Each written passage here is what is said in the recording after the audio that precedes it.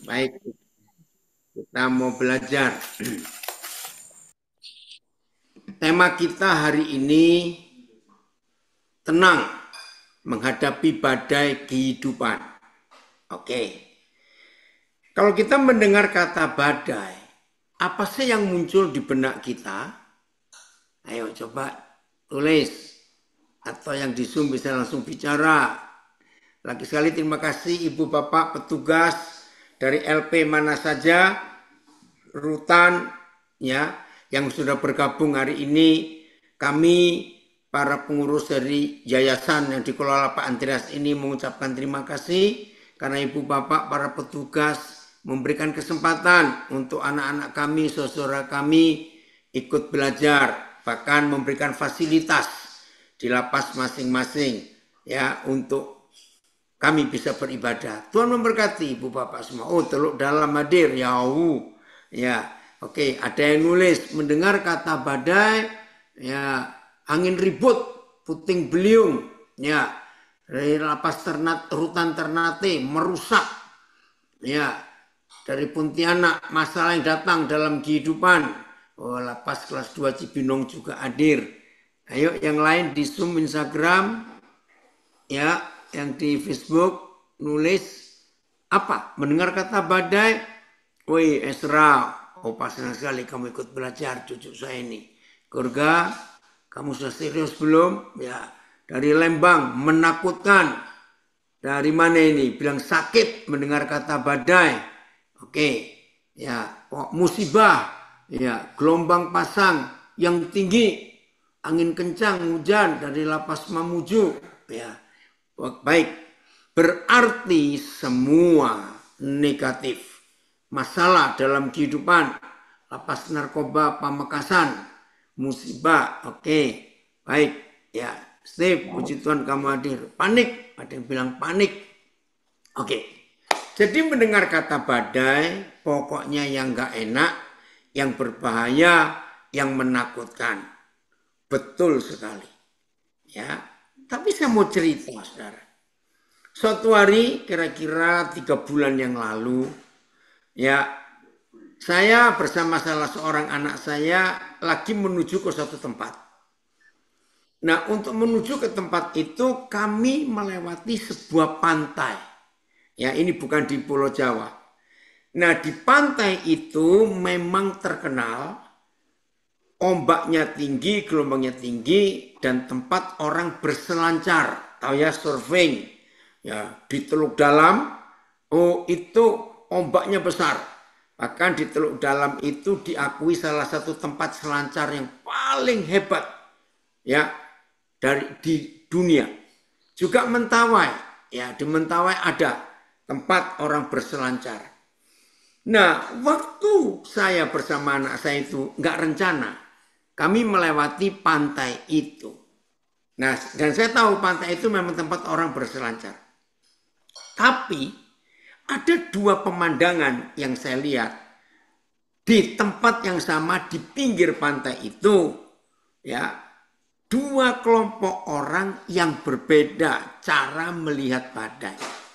Nah, kebetulan lautnya itu tenang, tidak ada gelombang. Tapi banyak orang-orang juga yang sudah siap-siap dengan selancar, ya, mau surfing. Saudara, tiba-tiba saya berkata pada anak saya ini, coba kamu perhatikan, ya, 2 kelompok orang ini. Yang pertama, rombongan keluarga, ada ayah ibu bersama anak-anak. Waduh, wajah mereka ceria sekali, ya, karena lautnya teduh. Lalu kelompok yang kedua, orang-orang membawa papan selancar itu, surfing itu, mau surfer. Wajahnya nggak terlalu bahagia, ya, seperti sedang menunggu sesuatu. Nah, terus saya tanya pada anak saya, kamu lihat nggak? Ini anak saya Muhammad Zaki Gufron, belajar ya nak untuk itu. Nah, saya tanya kepada anak saya ini, kamu lihat, kenapa 2 kelompok orang yang ada di pinggir pantai itu wajahnya bisa beda? Yang keluarga dengan anak-anak senang sekali main-main. Tapi bawa papan selancar, wajahnya sendu. Saudara, jawabannya kita semua tahu. Yang membawa anak-anak keluarga senang di pantai itu karena tidak ada gelombang. Angin juga teduh. Tapi yang menantikan badai, yaitu para peselancar itu sedih. Justru jauh-jauh datang mau main dengan gelombang itu. Ternyata nggak ada gelombangnya, yang tinggi nggak ada. Saudara, itulah sebuah kehidupan. Baik, Salatiga, Nathan, kamu hadir. Ya, ada yang jawab sudah. Kelompok kedua kecewa. Apa yang diharapkan tidak terjadi. Kenapa? Karena kelompok kedua itu menantikan badai justru. Ada angin tinggi. Ya Riki, betul. Badai pasti berlalu. Penyertaan Bapak Yahweh selalu menyertai bagi orang percaya. Ya, keren topik pagi ini. Ya, puji Tuhan tuh ada yang komen kali untuk milih topik ini. Nah, saudara, ini bedanya setiap kita dalam menghadapi badai kehidupan. Orang yang senang tantangan, ya perhatikan ya, orang yang suka dengan tantangan, wah, badai itu sangat dinantikan. Ya, nah, ayo kita milih, kita masuk kelompok yang mana. Ilustrasi berikut antara burung Raja Wali dengan anak ayam atau ayam. Ya, bedanya apa? Burung Raja Wali dengan ayam sama-sama unggas, sama-sama jenis burung. Ya, puji Tuhan, dari ngunut luar biasa menantikan badai dengan senyuman dan semangat. Betul. Nah, burung Raja Wali itu justru kalau ada badai, semangat hidupnya tinggi sekali. Catat itu. Burung Raja Wali itu kalau ada badai, semangat hidupnya jadi tinggi, jadi bangkit. Wah, senangnya luar biasa. Kenapa? Karena Raja Wali sangat suka dengan badai. Karena dengan badai itu mereka bisa membubung tinggi dan tanpa kepek-kepek gitu ya, ngepakkan sayapnya. Karena mereka menantikan itu. Tapi kalau ayam beda. Iya. Oke, Lapas Palembang. Rutan kelas 1 Palembang tanya temanya apa? Tolong dicatat. Ya, tapi kalau ayam beda. Jangan lagi ada badai, ini istilah saya saja.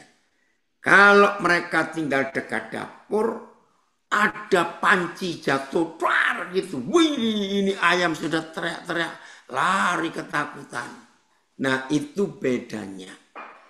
Nah, saudara, dalam hidup ini, ya, dalam hidup ini pasti akan ada badai yang kita hadapi. Itu pasti. Nah, tapi sekarang kita belajar. Ternyata badai itu ada berapa jenis yang kita harus tahu. Satu, yang umum saja ya, saya bagikan. Yang umum saja satu. Badai yang ada di alam ini. Ya. Kedua, adalah badai yang kita buat sendiri. Saya sapa anak saya dulu, Agus, berapa kali ini loh papa ini WA kamu belum balas. Nanti habis ini ya, nak, ini anak saya di Maluku. Nah, secara garis besar, inilah dua macam badai yang ada. Betul, dari Bandung, paradok feelingnya ya, perasaan yang sangat jomplang, berbeda. Betul. Nah, saudara, kalau badai yang dari alam, itu hampir 100%. Pasti ada manfaatnya, ada gunanya. Tapi badai yang kita buat sendiri, nah itu beda. Maaf, anak-anak saya, saudara, warga binaan. Kalau badai itu kita buat sendiri, jangan kita bersyukur. Artinya Ya, puji Tuhan begitu. Memang kita bisa mengucap syukur dalam segala keadaan. Tapi kita harus bertobat. Adakan pemberesan, adakan pemulihan atas badai yang kita buat sendiri. Pertama bertobat, mengaku dosa, mengaku salah di hadapan Bapa di surga. Yang kedua kita minta maaf kepada keluarga atau saudara yang kita rugikan karena badai yang kita buat sendiri itu. Saya harap mengerti kalimat ini. Jadi apapun yang kita hadapi, kita harus cek badai yang dari mana yang ada pada hidupku ini. Woi, dari Tondano, komen, puji Tuhan, firman yang menguatkan. Puji Tuhan. Ya, kita harus tahu badai yang mana. Ayub mengalami badai yang begitu berat. Tuhan izinkan. Karena sedang diuji, dites dalam hidupnya. Apakah kita, anak-anak Bapa di surga itu, sudah siap nggak menghadapi ujian? Nah, untuk bagian ini, maka kita harus berterima kasih kalau ada badai yang dari alam ini, istilah saya. Atau badai yang memang Bapa di surga ingin kita hadapi. Yaitu untuk ujian kenaikan kelas dalam hidup kita. Ya, saudara, kita melihat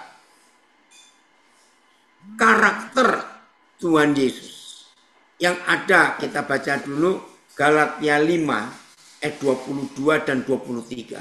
Nah, inilah karakter yang disebut buah roh. Galatia 5 ayat 22-23.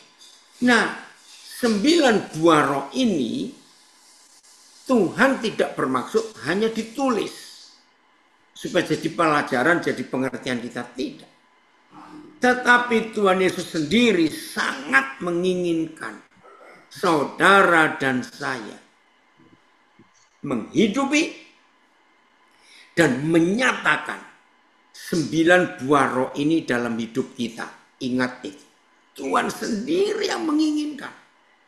Untuk enggak cuma kita baca, tapi kita alami.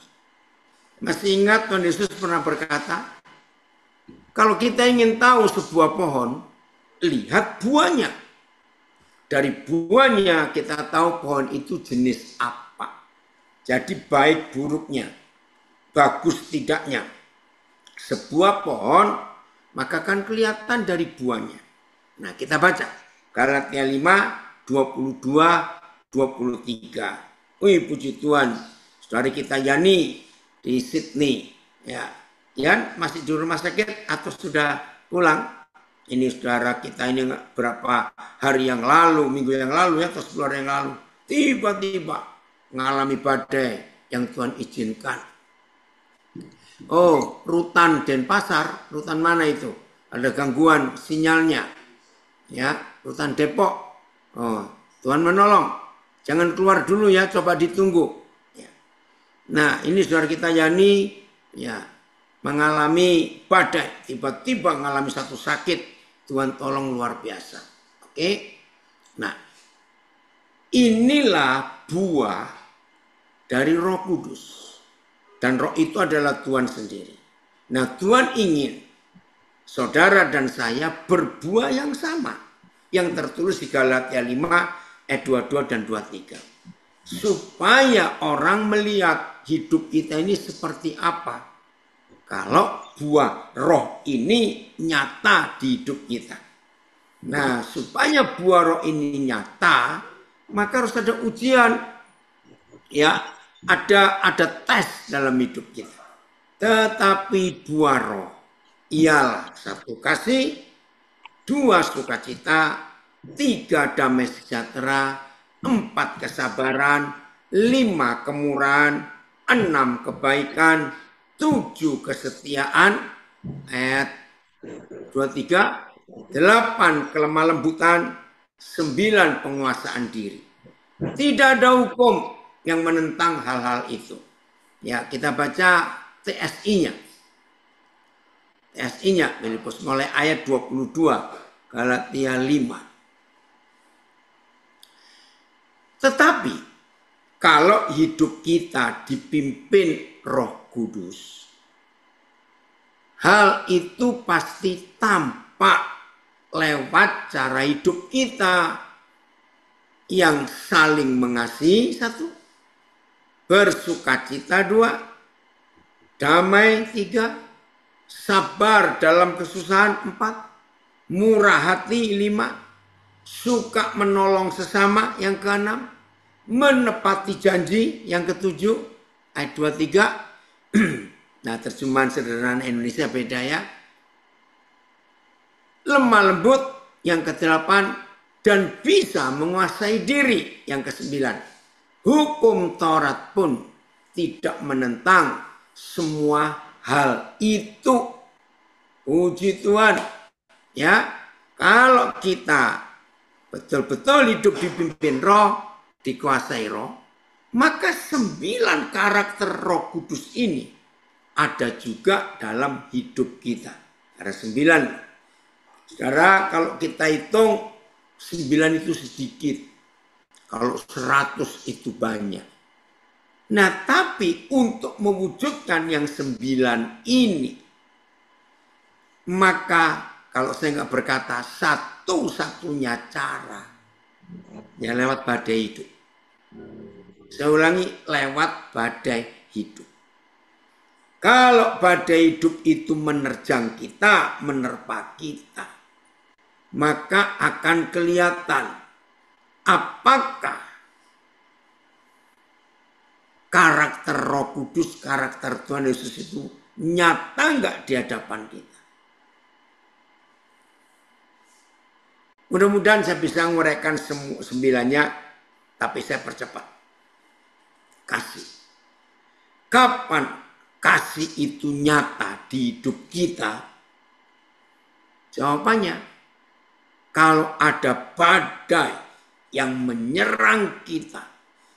Apa bentuknya badai yang menyerang di hidup kita supaya karakter atau kasih itu nyata?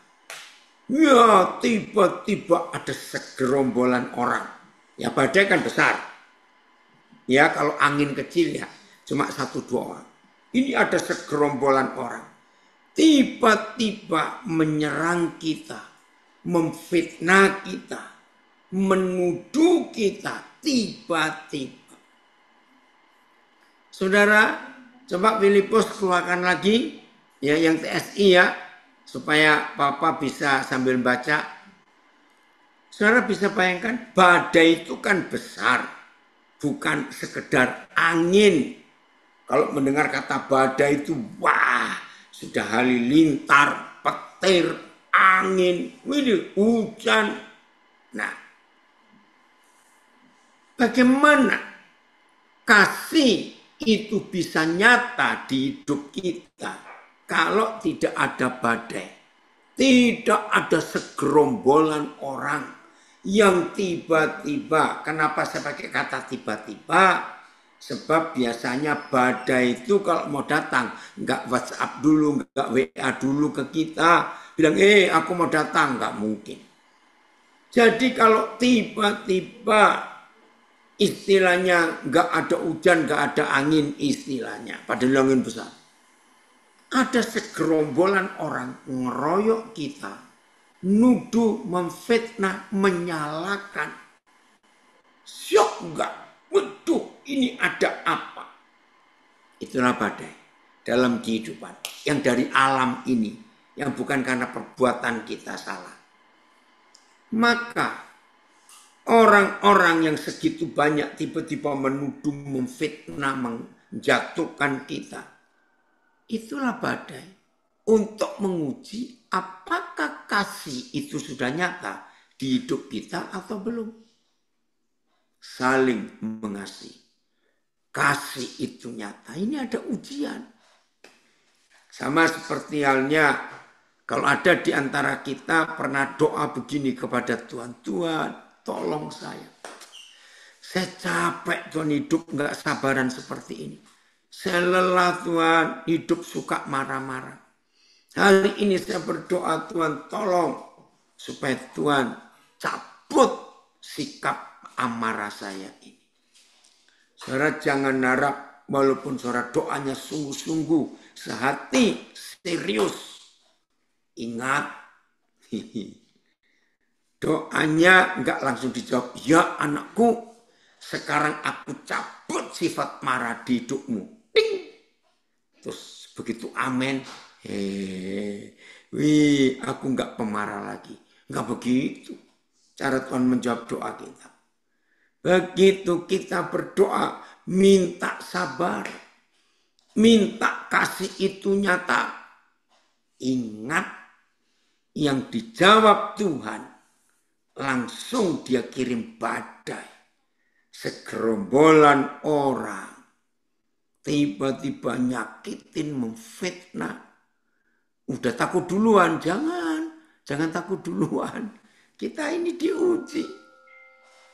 Nah, coba kita lihat dari 9 karakter Roh Kudus ini yang akan membuktikan dengan adanya badai ketika segerombolan orang datang memfitnah, menyalahkan, menuduh kita.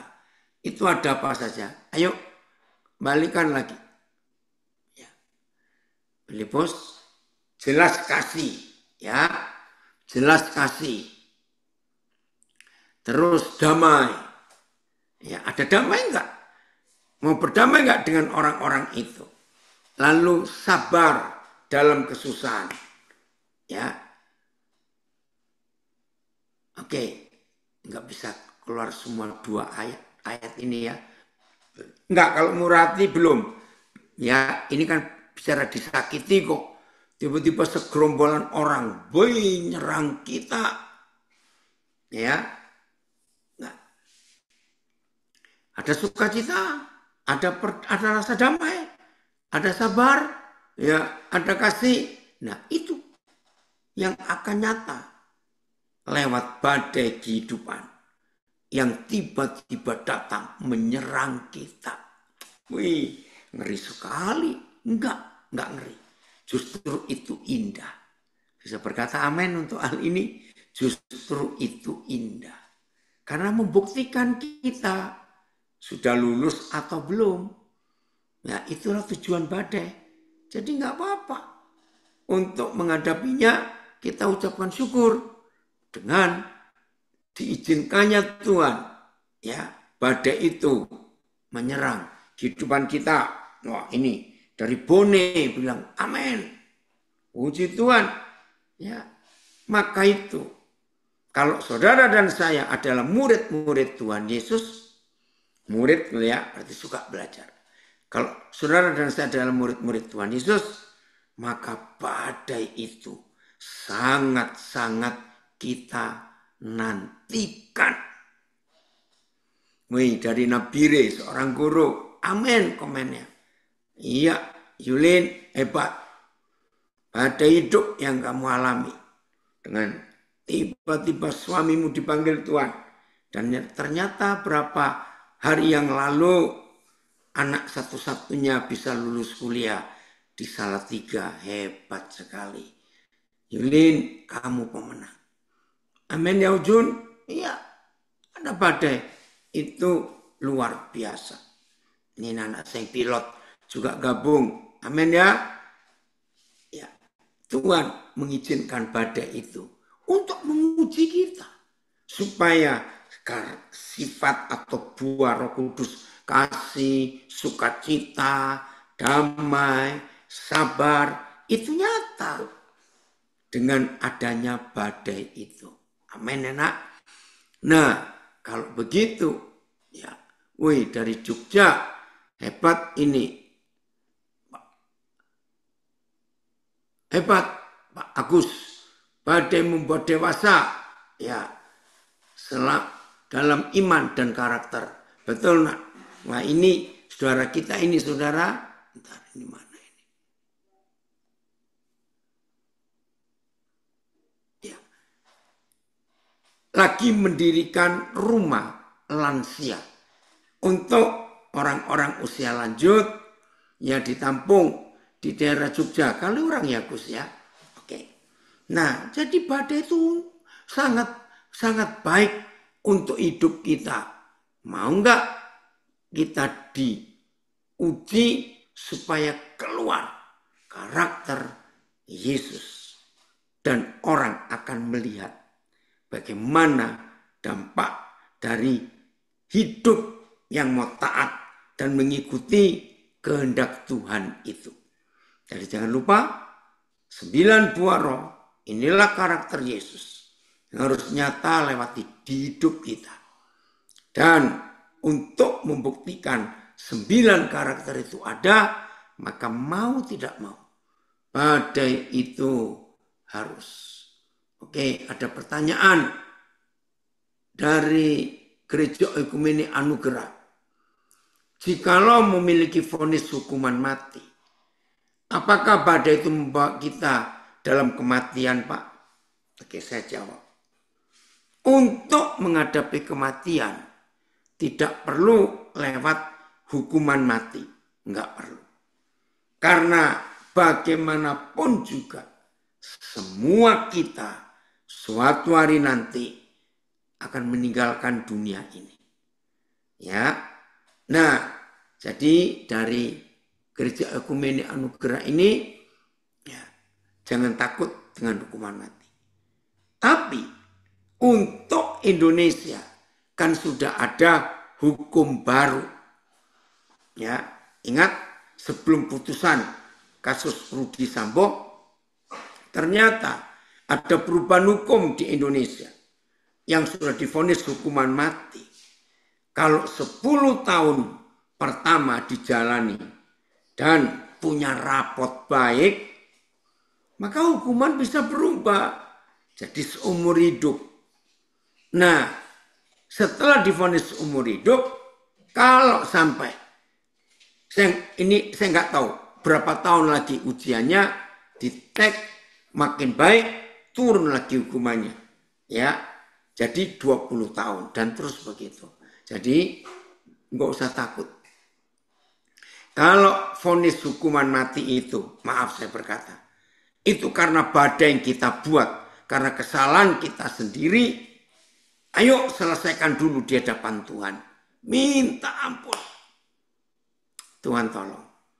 Nah, bagi beberapa saudara yang vonisnya hukuman mati, coba saudara bisa kontak Pak Andreas Nurmandala.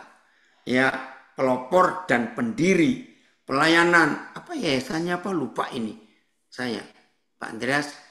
Nah, itu Pak Andreas sudah berapa kali menolong ya saudara yang punya putusan vonis hukuman mati bisa berubah. Ya, nanti tanya pada Pak Andreas ya. Cahaya Kasih, terima kasih Kristo. Yayasan Cahaya Kasih yang membawai pelayanan setiap Senin, Rabu, Jumat ini untuk semua LP dan warga binaan yang beragama Kristen dan Katolik. Jadi jangan takut untuk itu ya. Jadi ini oke, dari LPP Manado mau bertanya, boleh. Kalau boleh juga tulis saja dulu supaya hemat waktu apa pertanyaannya.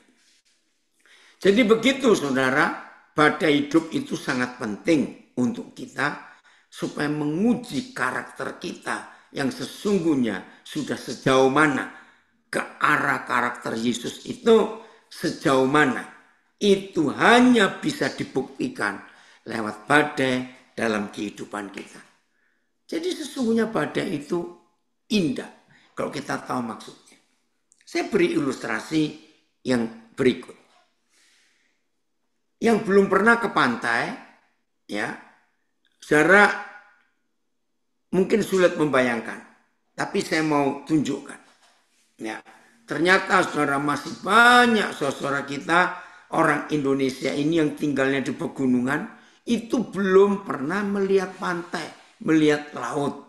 Ya, contoh saja, kami punya sekolah TK di pegunungan, ya, di pedalaman Papua Tengah sekarang ya, namanya Kabupaten Intan Jaya.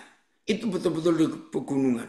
Kalau malam suhunya bisa 6 derajat, ya 10 derajat, itu dingin sekali.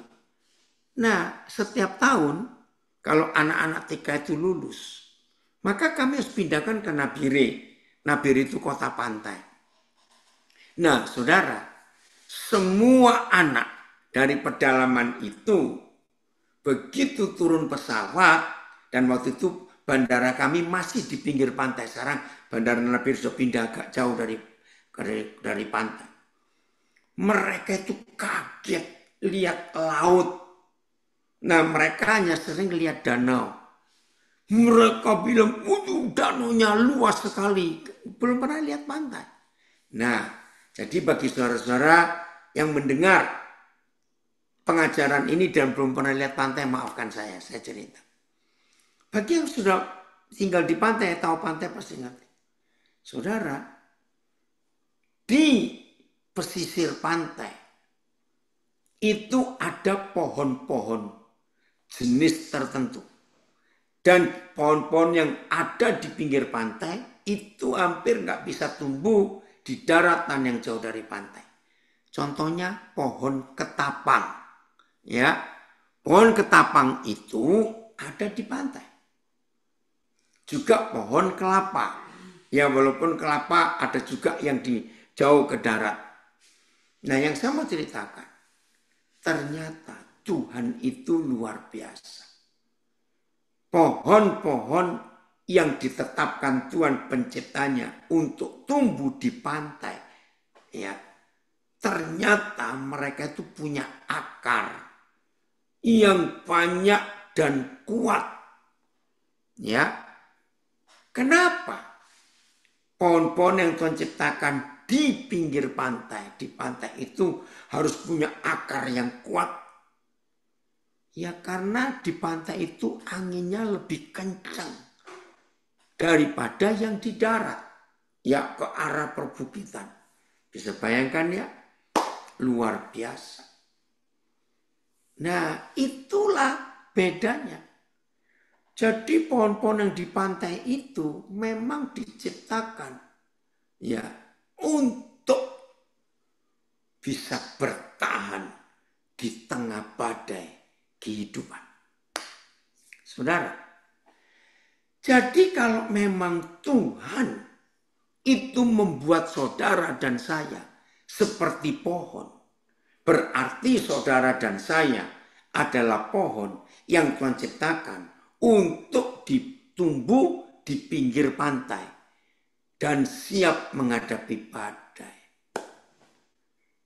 Enggak mungkin Tuhan ciptakan padi, pohon padi atau pohon jagung itu di pinggir pantai. Enggak bisa. Habis itu kena anginnya. Nah, saya lupa ya, insinyur siapa. Saudara, ada insinyur Indonesia sudah meninggal lama. Dia orang pertama di dunia yang menemukan namanya fondasi cakar ayam. Nah, fondasi cakar ayam ini sudah dipakai di seluruh dunia. Wih, amakan nih Aita, ini salah satu anak kami dari pedalaman Sugapa muncul di Facebook. Ya, ini Oce kami baru ngomong tentang kalian di pedalaman. Nah, ini juga Oce ini begitu turun dari pedalaman Paniaya, pedalaman Intan Jaya ke Nabire waktu itu kaget juga lihat pantai, bukan? Ya, sekarang Oce di mana? Ya, ini anak kami yang kami didik dari TK. Sekarang jadi pejabat cukup penting di Kabupaten Intan Jaya ini. Oce, senang bisa lihat kamu lagi sini. Coba beri kesaksian, kamu nulis. Sekarang kamu di biro apa, nak? Ya, di kementerian apa? Nah, insinyur ini menemukan fondasi, namanya fondasi cakar ayam. Dan ini dipakai di seluruh dunia sampai hari ini. Nah, dari mana insinyur Indonesia ini? Oh, F. Silaban. F-nya itu siapa? Sarbin. Ya. Dari mana dia mempunyai ide membuat fondasi cakar ayam? Dari akar pohon kelapa. Nah, dia melihat pohon kelapa ini unik. Di tengah badai, ya, cakar ayam, seorang profesor bahasa Indonesia yakni Profesor Dr. Insinyur Sediatmo pada tahun 1961. Oh ya, makasih Sarbin, bukan silaban ya. Nah, tahun 61. Nah, ini dipakai di seluruh dunia sampai hari ini. Jadi penemu ini Profesor Dr. Insinyur Sediatmo, ya, itu membuat fondasi cakar ayam dan dipakai untuk jalan tol di Indonesia. Dan sederhana, nggak perlu biaya banyak, tapi kuat karena dia belajar dari akar pohon kelapa. Nah, itu dia. Jadi saudara, kalau kita melihat ternyata pohon-pohon yang memang ditetapkan Tuhan untuk bisa kokoh berdiri di tengah badai, itu akarnya memang beda dengan pohon-pohon yang diciptakan Tuhan yang harus menghadapi tantangan angin badai yang besar. Maaf, jadi mulai hari ini, kalau masih ada di antara kita yang mengaku anak-anak Bapa di surga dan murid-murid Tuhan Yesus, tapi masih takut dengan badai, ayo hari ini kita ubah sikap hidup kita. Tantangan itu indah dalam hidup kita. Karena itu membuat kita kuat akar-akar kehidupan kita. Wih, Hendra, Papa senang kamu ikut lagi ya belajar. Nah, inilah model kehidupan murid-murid Yesus yang tangguh, bertahan di tengah badai. Karena apa? Akan punya kekuatan yang luar biasa dalam hidup ini.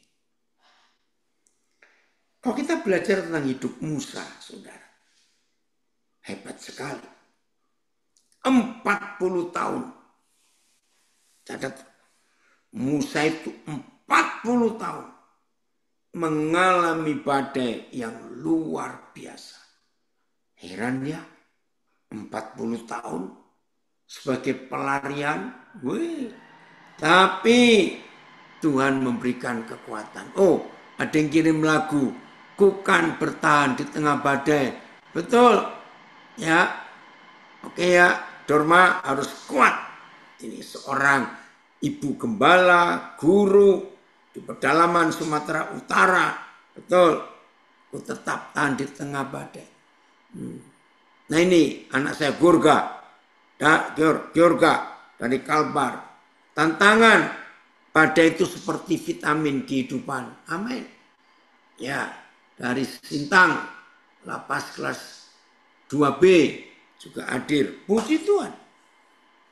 Nah, jadi yang pernah melarikan diri, maaf saya pakai kalimat ini, yang pernah melarikan diri berapa waktu yang lalu, karena saudara nggak tahan menghadapi badai, dalam mendengar pelajaran ini, saudara nagih badai itu untuk kembali.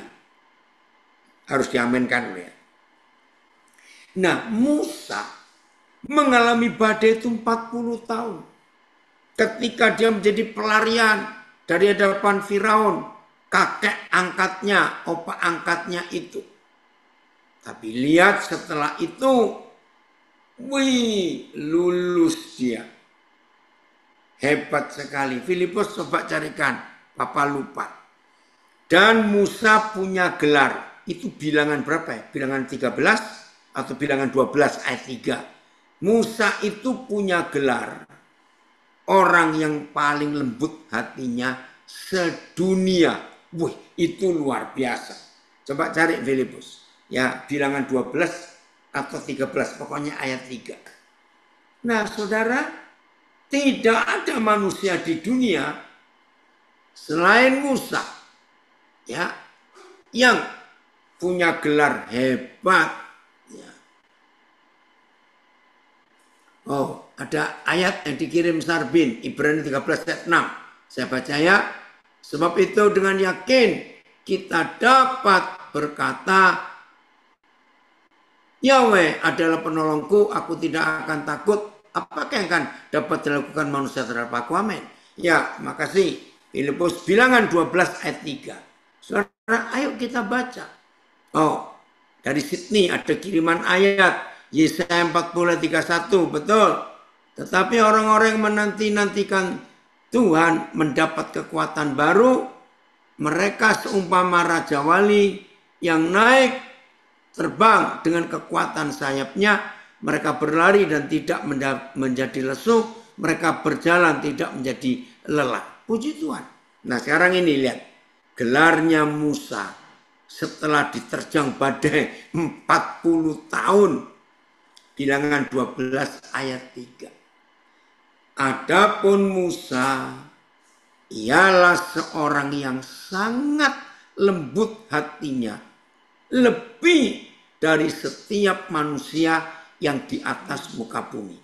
Ayat Musa adalah seorang yang sangat lembut hati, lebih daripada semua orang di muka bumi.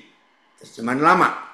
Maka Musa itu seorang yang amat lemah lembut perangainya, terlebih lembut ia daripada segala orang yang di atas bumi.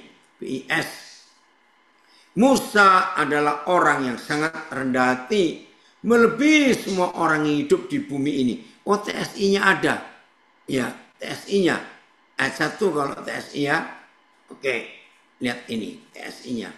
Oh, agak panjang. Oke, bagus. Musa adalah orang yang sangat rendah hati, bahkan paling rendah hati di antara semua orang di dunia. Suatu kali Miriam dan Harun, oh nggak usah ya. Nah, ini penjelasannya, penyebabnya kenapa Musa disebut itu. Baik, saya baca lagi yang TSI, tapi ayat 1, bilangan 12-nya. Musa adalah orang yang sangat rendah hati, bahkan paling rendah hati di antara semua orang di dunia. Saudara, kira-kira mau nggak saudara dan saya ya mendapat gelar bukan S1, S2, S3, bukan spesialis ini, spesialis itu, bukan. Tapi gelar orang yang sangat lemah lembut hatinya. Mau? Saya mau. Maka itu kalau mau, ayo kita belajar seperti Musa. Kuliahnya 40 tahun, berarti dia kuliah 80 semester. Kuliah apa ini 80 semester? Ya karena memang 40 tahun. 2 semester 1 tahun. Nah, universitasnya apa? Saya menemukan Universitas Padang Gurun. Jurusannya apa? Fakultasnya namanya penderitaan. Siapa dosen-dosennya? Nah ini keren. Ternyata Musa bisa punya gelar terhebat sedunia. Karena dosen-dosennya mbek-mbek itu kambing-kambing, domba Jitro mertuanya. Hebat sekali. Nah jadi jangan anggap enteng. Ya, ada tambahan dari Master Psikologi Palembang. Lemah lembut itu artinya power under control. Jadi orang yang punya kekuasaan tapi bisa ditaklukkan oleh dirinya sendiri. Luar biasa. Maaf, izinkan saya. Kalau ada yang nggak suka ya saya minta maaf. Terima kasih. Master Psikologi dari Palembang menuliskan ini. Ya, dalam bahasa Indonesia, kemampuan untuk membalas yang dapat dikendalikan. Puji Tuhan. Saudara, izinkan saya mengatakan, Presiden Joko Widodo sudah terbukti orang yang bisa menguasai dendamnya untuk dia kendalikan. Kemarin saya lupa di acara apa ya, presiden kita membuat acara perpisahan bagi rakyat Indonesia. Wih, luar biasa, saudara. Presiden minta maaf kepada kita bangsa Indonesia. Ternyata hampir 10 tahun, kurang berapa minggu lagi dia selesai. Dia minta maaf kepada rakyat Indonesia sambil menangis. Ini orang hebat. Saudara, ngeri ya. Tapi puji Tuhan, cuma segelintir orang kok. Nggak sampai puluhan, nggak sampai. Yang masih membenci dia, masih menjatuhkan dia. Ini saya ngikuti berita-beritanya. Ya IKN contohnya, aduh, sudah diejek habis-habisan. Tapi Jokowi nggak balas. Lihat waktu pemilu dari 2023 akhir sampai 14 Februari yang lalu. Habis dia dihabisin. Nggak balas. Dikata-katai, difitnah. Ya dituduh macam-macam, nggak balas. Coba presiden sebelumnya habis. Lihat saudara, presiden kita ini. Dia lemah lembut. Hebatnya kejahatan itu bisa membutakan mata orang yang sudah menikmati. Ya, maka itu dalam banyak diskusi, kira-kira orang-orang yang suka nyinyirin, tahu ya, suka ngejek, merendahkan, memfitnah, mengata-ngatai. Presiden dikata-katai oleh segelintir orang itu. Nah, dalam satu acara, ya, maka orang-orang yang suka nyinyir kepada presiden itu ditanya, kalian kalau ke Sumatera, di Jawa, lewat jalan tol enggak? Enggak berani jawab. Nah ini ternyata yang nyinyirin presiden juga lewat jalan tol yang dibangun oleh presiden. Keren ya. Nah begitu pula orang Sulawesi. Bayangkan 70 tahun Indonesia merdeka. Kereta api cuma ada di Jawa dan Sumatera. Itu pun bangunan Belanda. Baru zaman Jokowi, Sulawesi ada kereta api. Ya walaupun masih pendek, Makassar, Pari-Pari. Tapi kan akan dilanjutkan pembangunan itu. Nah ini luar biasa. Jadi yang ngejek-ngejek, yang memfitnah, seharusnya jangan lewat jalan tol. Karena nggak suka dengan presiden. Ya, disebutkan berapa hari yang lalu presiden dapat penghargaan disebut Bapak Konstruksi Indonesia. Ternyata selama 9 tahun pemerintahnya ada sekian puluh waduk dibangun. Sekian puluh pelabuhan diperbarui. Sekian belas bandara diperbarui. Aduh pokoknya luar biasa. Jalan tol yang dibangun oleh Presiden Jokowi selama 9 tahun ini sudah hampir 2.500 kilometer. Bayangkan. Tapi dia diam. Enggak balas. Jadi terima kasih Pak Pendeta Ceki. Saya baca lagi ya. Karena ini seorang master psikologi. Jadi bisa nulis betul. Lemah lembut itu artinya power under control. Kuasa yang bisa dikendalikan oleh orang itu sendiri. Dalam bahasa Indonesia disebut kemampuan untuk membalas yang dapat dikendalikan. Jadi walaupun ada kemampuan untuk membalas, tapi nggak digunakan. Hebat, ini luar biasa. Parni, Horas, ini anak saya di Tarutung. Senang sekali. Yosua Mulyansa, Papa senang kamu ada ikut gabung. Nah, Papa tetap berharap kamu balik ngajar adik-adikmu ya. Kami semua berharap itu. Ya. Betul ya Sarja, luar biasa. Tuhan akan memakai setiap kita. Ya. Dari balik papan ada tulisan bagus saya baca ya. Yesus menjalani perannya sebagai tukang kayu selama 30 tahun. Tapi Yesus dilahirkan dan ditetapkan sebagai penebus. Selama menjadi tukang kayu, dipakai Tuhan untuk memprosesnya sebagai penebus. Puji Tuhan. Kalau saya baca ini sama. Jokowi itu tukang kayu juga. Itu luar biasa. Oke. Oi, Anchor News. Fit lagi di Tokyo ya, Fit. Ngajak anak-anak. Papa lihat di IG-mu. Oke ya. Jadi saudara, Lapas Makassar, izin pamit. Tuhan memberkati, Tuhan menolong. Iya. Ada komen lagi. Sudah dihina dan dihujat masih minta maaf. Karakter Kristus di dalam diri seorang muslim. Betul. Itulah presiden kita. Ya. Jadi ayo siap hadapi badai. Ya. Jadi kalau ingin lulus seperti Musa, jangan lupa Universitas Padang Gurun, fakultasnya fakultas penderitaan, dosen-dosennya para kambing domba milik mertua.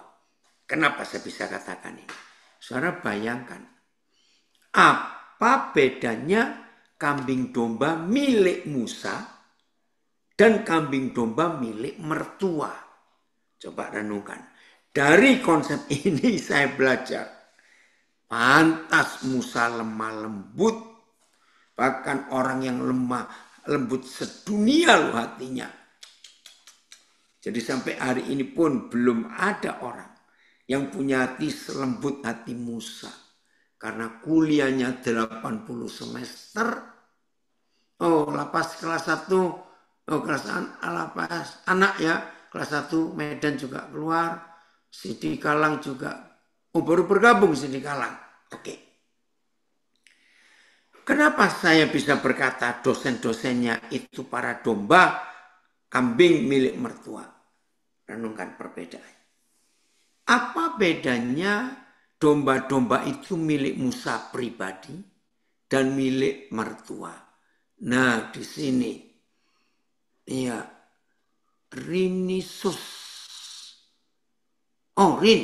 Namamu baru tahu ini. Rini Ususanti. Nyambung bingung nulisnya. Kabar apa Kim juga nak? Kalian ya? Oke. Jane, puji Tuhan kamu gabung. Kalau kambing domba itu milik Musa pribadi. Saya yakin Musa nggak akan lulus dengan gelar lemah lembut dunia. Lo kenapa? Saudara bayangkan. Menggembalakan kambing domba. Itu kan binatang yang susah diatur, keras kepala. Ya enggak maunya sendiri. Sering lari-lari, enggak mau nurut gembala. Nah kalau milik Musa. Pasti begitu ada satu yang ketahuan nakal. Dablek maunya sendiri. Musa nggak repot-repot, langsung disate atau digulai. Karena milik sendiri. Tapi kalau milik mertua, ngerti maksud saya? Kalau milik mertua, kambing-kambing menjengkelkan itu. Musa cuma istilah Jawa, ngelus dodo. Gitu. Karena milik mertua. Musa nggak boleh ganggu. Saya percaya Jitro mertua Musa rutin itu akan mengadakan pengecekan, ngitung jumlahnya. Ya, awas berkurang.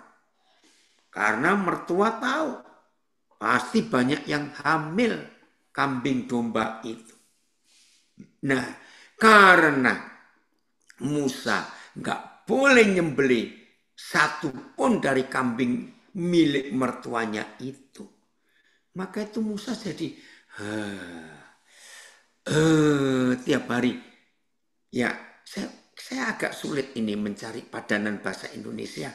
Karena buat orang Jawa kata ngelus dodo itu ini kalau lagi aduh tahan. Sabar. Itu ngelus dodo. Apa ya bahasa Indonesianya ini ya? Maaf. Saudara bayangkan, kuliah 80 semester, isinya tiap hari. Sabar ya Musa. Aduh, Musa menenangkan diri sendiri, sabar ya Musa. Itu badai yang dihadapi Musa 80 semester. Dan Musa jadi hebat. Maka itu kalau ada di antara kita yang sekarang sedang ikut belajar, badai sudah saudara hadapi hampir tiap hari selama 20 tahun, selama 30 tahun. Saudara nggak lulus-lulus, nggak pinter-pinter. Ayo berdoa, ayo minta badai lebih besar daripada yang 20 tahun ini saudara alami, tapi nggak pinter-pinter, nggak lulus-lulus. Ayo, amin nggak? Ayo lulus. Masa badai segitu lama kita nggak lulus-lulus? Hari ini kita harus belajar. Ya harus amin, mau nggak mau. Kalau nggak kapan pinternya? Warga binaan, pasti ada yang senyum-senyum ini ikut dengar ini. Pasti ada yang senyum-senyum. Ya, nggak apa-apa. Ya, ikut belajar. Ya, itu dari Martapura senyum-senyum juga. Itu ada badai yang kita harus hadapi. Semuanya urutan Ternate mana saja. Oke, kita akan jadi orang-orang hebat dalam ujian ini. Badai itu jadi indah ya. Lagi sekali kalau burung Raja Wali maka sangat menantikan badai dalam hidupnya. Jadi yang pernah gagal menghadapi badai, hari ini biar kita jadi semangat lagi. Terima kasih Tuhan untuk badai dalam hidup ini yang Tuhan izinkan terjadi. Karena itu melatih otot-otot iman kita untuk tetap kuat. Dan kita jadi orang yang luar biasa. Baik, Tuhan memberkati kita semuanya. Ya, nikmati badai kehidupan. Karena kita pasti jadi kuat. Oh, Jombang izin keluar. Baik. Ya, siap ya menghadapi badai dan nikmati badai itu dengan senyum. Woi, maka kekuatan yang luar biasa ada. Warga binaan dimanapun saudara berada, sabar ya. Waktu bebas sudah kalian tahu bulan berapa, kapan, nikmati. Maka kemenangan ada di pihak kita dan ujian-ujian itu akan membuat kita makin menang menghadapi ini. Oke, dari Tomohon, puji Tuhan, badai pasti berlalu. Ya, badainya juga bosen, juga capek kok tiap hari datangin kita badainya itu. Jadi ada waktunya, badai itu pasti berlalu. Tuhan memberkati kita semuanya. Selamat menikmati badai hidup. Supaya kita jadi makin kuat. Tuhan menolong kita semuanya. Amin. Saya kembalikan kepada host. Siapa ini hostnya?